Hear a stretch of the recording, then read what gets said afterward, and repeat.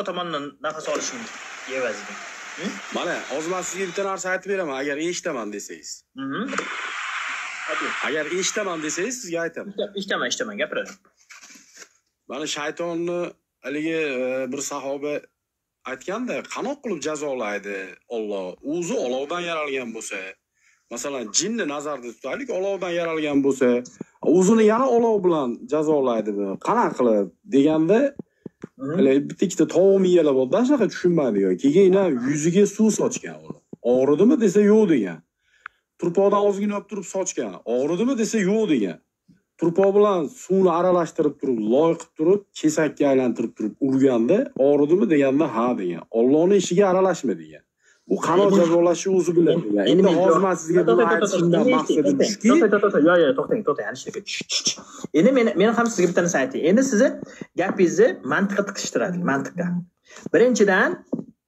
Birinchidan odam loydan yaralmagan. Ikkinchidan suvdan yaralmagan. Uchinchidan toshdan yaralmagan.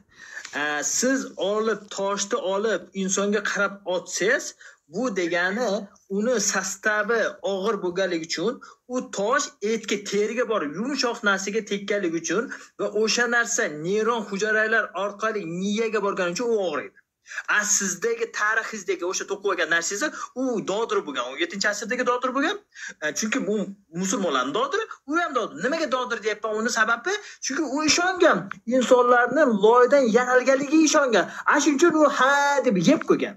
Lekin hozirgi masalan libo bitta eng saviyasiz, o'qimagan, hatto kitobni ochib varaqlab qo'ymagan ateist oldiga borsangiz, inson loydan yaralganmi desa, jinni misolchi, qanaqasiga inson loydan yaralishi mumkin deb turib sizni doktorga chiqarib, qo'lingizga jinnixonani haligi pasportini berib, jinnixonaga tiqoradi. Ishonavering tiqoradi, sizlar momentan tiqoradi.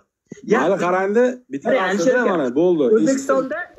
O'zbekistonda bizlarga rahmat aytishingiz kerak, Alisher aka, dinsizlarga. Nimaga desangiz, chunki sizlar dodir bo'lsanglar ham, yo'q narsaga to'qib olgan narsalarga ishonib yursanglar ham, biz sizlarni mayli bu jinni bo'lsa ham o'zimizni jinni, haligi butun dunyo bilib qolmasin, biz o'zimizni ichimizda jinnilar borligi uchun deb turib, sizlarga jim turibmiz.